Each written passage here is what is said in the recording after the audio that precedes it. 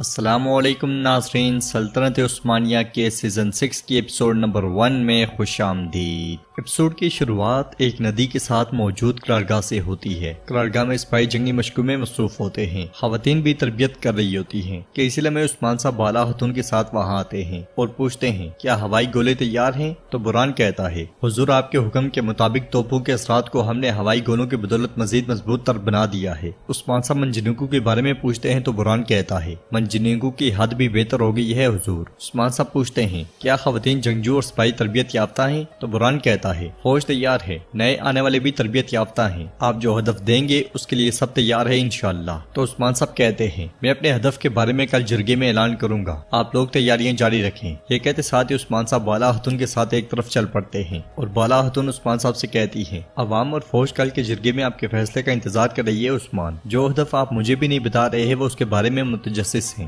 عثمان صاحب پوچھتے ہیں کیا تم متجسس نہیں ہو؟ تو بالا خاتون کہتی ہیں میں اس کے بارے میں کیوں تجسس کروں جس کے بارے میں جانتی ہوں، میں اسے آپ کی آنکھوں میں دیکھ سکتی ہوں۔ عثمان صاحب پوچھتے ہیں تم میری آنکھوں میں کیا دیکھ رہی ہو؟ دیکھتے ہیں کہ تمہارا اندازہ کس قدر ٹھیک ہے۔ یہ سن کر بالا خاتون کہتی ہیں نہیں میں ابھی نہیں بتاؤں گی، ہم پہلے دوڑ کا مقابلہ کریں گے، اگر آپ جیت گئے تو میں بتاؤں گی، اگر میں جیت گئی تو آپ مجھے بتائیں گے۔ یہ کہتے ساتھ وہ اپنے گھوڑے کی جانب بڑھ جاتی ہیں اور عثمان صاحب اپنے گھوڑے التوتان سے کہتے ہیں کیا تم نے اس کی بات سنی التوتان؟ چلو دیکھتے ہیں کہ کیا وہ جانتی ہے کہ ہمارے ذہن میں کیا ہے۔ اس کے ساتھ ہی وہ گھوڑوں پر سوار ہو کر انہیں دوڑا دیتے ہیں۔ ادھر ایک میدان میں دو ترک لشکر آمنے سامنے ہوتے ہیں، ایک کی سربراہی ایک خاتون جبکہ دوسرے کی ایک سردار کر رہا ہوتا ہے۔ خاتون اپنے سامنے موجود سردار بیحان سے کہتی ہے یہاں پہ آج ہم میں سے کوئی ایک مر جائے گا، یہ تمہارے سپاہیوں کے لیے شرمندگی کی بات ہوگی۔ تو بیحان بھی کہتا ہے تم نے میری سرحدیں پار کر کے میری زمینوں کو چھیننا چاہا، تمہاری لالچ ہی تمہارا انجام ہوگی بیگم خاتون۔ یہ سن کر بیگم خاتون کہتی ہیں زمینیں خون سے فتح ہوتی ہیں، آج زمین پر خون بہے گا، صرف خون ہی فیصلہ کرے گا۔ سپاہیوں یہ کہتے اور سنتے ساتھ ہی دونوں طرف کے لشکر تلواریں بے نیام کر لیتے ہیں۔ بیگم خاتون مزید کہتی ہے جو ہمارا ہے اسے لینے کے لیے حملہ کرو سپاہیوں، اور اس کے ساتھ ہی دونوں طرف کے لشکر ایک دوسرے کی جانب بھاگ پڑتے ہیں، مگر ان کے ٹکرانے سے پہلے ہی ایک کائی جھنڈا ان کے درمیان میں آ لگتا ہے۔ جھنڈے کے درمیان میں لگتے ساتھ ہی دونوں رک جاتے ہیں اور جھنڈا پھینکنے والا ارحان ایک طرف سے اپنے گھوڑے کی دونوں ٹانگیں فضا میں بلند کر دیتا ہے۔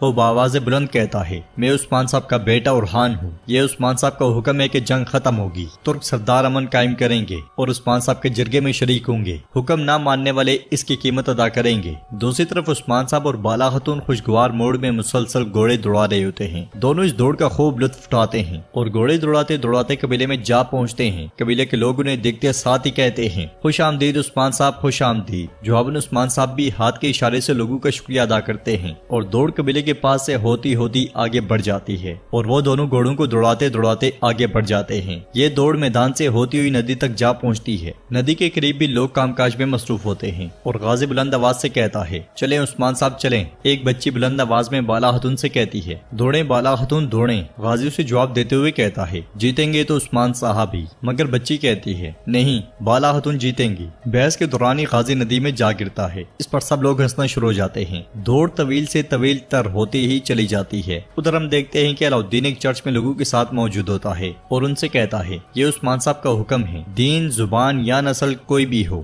تمام مظلوموں کو ہمارے درمیان خوش آمدید کہا جاتا ہے، آپ سب کو عثمان صاحب کے مبارک جشن میں دعوت دی جاتی ہے۔ ادھر ایک طویل دوڑ کے بعد دونوں اپنے گھوڑے روک لیتے ہیں۔ بالا خاتون عثمان صاحب سے کہتی ہیں میری طرف اس طرح مت دیکھیں، عثمان صاحب کوئی فاتح نہیں بنا، جو مجھے بتایا وہ میرے پاس ہے اور جو آپ جانتے ہیں اسے اپنے پاس رکھیں۔ ہماری محبت ایک دوسرے کے لیے کبھی کم نہیں ہو سکتی، لہٰذا ہم کیا کر سکتے ہیں؟ جواباً عثمان صاحب کہتے ہیں قیامت تک میری بالا، قیامت تک۔ چلو تم جلدی سے قبیلے جاؤ اور جشن کی تیاریاں شروع کرو، میں غروب آفتاب سے پہلے قبیلے پہنچ جاؤں گا۔ یہ کہتے سنتے ساتھ ہی دونوں اپنے اپنے راستے روانہ ہو جاتے ہیں۔ ناظرین اس کے بعد ہم کائی قبیلے کو دیکھتے ہیں جو ایک بڑے علاقے میں پھیلا ہوتا ہے۔ قبیلے میں نئے انداز سے تلواریں بن رہی ہوتی ہیں۔ غازی بھاگتے ہوئے لوگوں سے کہتا ہے آپ سب کا دن اچھا گزرے۔ یہ کہتے ساتھ ہی وہ مشل جلا لیتا ہے۔ خواتین کے ساتھ الجنبی کام کاج میں مصروف ہوتی ہے اور غازی کو مشل کے ساتھ بھاگتا ہوا دیکھ کر کہتی ہے یہ کیا کر رہا ہے؟ تو غازی کہتا ہے ماں میں آ رہا ہوں، میں آ رہا ہوں۔ وہ بھاگتا بھاگتا الجن کے پاس پہنچتا ہے اور مشل اسے دے دیتا ہے۔ الجن اس مشل کے ذریعے ذریعے چولہے میں آگ لگا دیتی ہے۔ خیمے سے باہر آتا ہوا جیرکتائی کہتا ہے آگ جلائیں اور گوشت کو ابلنے دیں، کھانا پکائیں اور میز لگائیں، ہمارے حضور نے کل بہت بڑی دعوت رکھی ہے، چلو سب کام پر واپس جاؤ۔ اس لیے میں البائی اس کے پاس آتا ہے اور کہتا ہے عثمان صاحب ایک بڑی دعوت کا اہتمام کر رہے ہیں مگر وہ ہیں کہاں؟ جیرکتائی اس سے پوچھتا ہے بھائی تمہارا عثمان صاحب سے کیا لینا دینا، یہ کام کرنے کا وقت ہے، تمہیں بہت کچھ کرنا ہے، چلو۔ اس لیے میں البائی کی بیٹی بھاگتی بھاگتی آتی ہے اور البائی سے گلے لگ جاتی ہے۔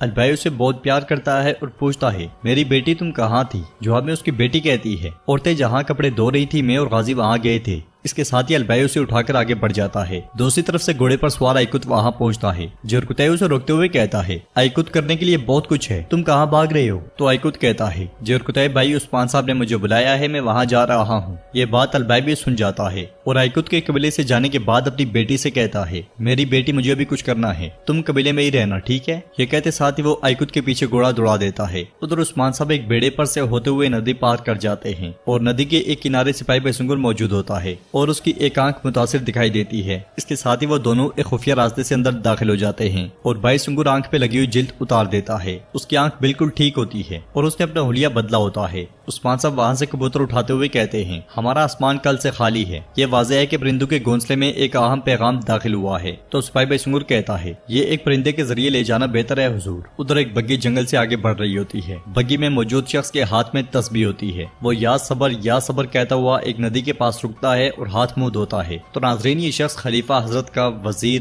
عمر ہوتا ہے اور وہ سرحدوں کی جانب آ رہا ہوتا ہے۔ وزیر عمر کی آمد کے بارے میں سپاہی بیسنگر سب کچھ عثمان صاحب کو بتا رہا ہوتا ہے اور مزید کہتا ہے لیکن نہیں معلوم کہ وہ کیوں آ رہے ہیں۔ سب کچھ سننے کے بعد عثمان صاحب کہتے ہیں امیر عمر کی ان سرزمینوں میں آمد ایک نئی پریشانی کو جنم دے گی، اب تمام صدران مقابلہ کریں گے اور وہ سب اپنے اپنے قبیلوں میں ان کی میزبانی کرنا چاہیں گے، کراسی، جاندار، گرمیان، لیکن ہم ان سے پہلے یہ عمل کریں گے، ہم امیر عمر کو اپنی زمین میں آنے کی دعوت دیں گے۔ پھر عثمان صاحب پوچھتے ہیں کرادین میں کیا صورتحال ہے؟ تو سپاہی بیسنگر کہتا ہے گورنر آندرے حضور اس نے تمام حدیں پار کر دی ہیں، وہ اپنی سرزمین سے گزرنے والے ترک قافلوں پر حملے کر رہا ہے۔ ساتھ ہی ہمیں کرادین قلعہ دکھایا جاتا ہے جہاں گورنر آندرے سپاہیوں کے ساتھ قلعے میں داخل ہوتا ہے۔ ساتھ ساتھ سپاہی بیسنگر عثمان صاحب سے کہہ رہا ہوتا ہے وہ لوگوں کا سامان چوری کرتا ہے اور مسلمانوں کو غلام بنا کر سونے کے سکوں کے عوض بیچ رہا ہے۔ یہ سن کر عثمان صاحب کہتے ہیں میں اسے محتاج کر دوں گا۔ کراسے کے بارے میں کیا ہے؟ وہاں کیا صورتحال ہے؟ تو سپاہی بیسنگر کہتا ہے حضور کراسے ابھی تک خاموش ہے، ان کی کوئی حرکت نہیں۔ جواب میں عثمان صاحب کہتے ہیں کراسے کی خاموشی اچھی نہیں ہے، کچھ دیر وہاں رکو اور ساری چیزوں پہ نظر رکھو۔ پھر سپاہی بیسنگر عثمان صاحب سے کہتا ہے میرے حضور ایک راہب سرحدوں پہ آ رہا ہے، لوگ کہہ رہے ہیں کہ اس جیسا کوئی نہیں دیکھا۔ یہ سن کر عثمان صاحب کہتے ہیں ایک راہب؟ ہاں آنے دو اسے۔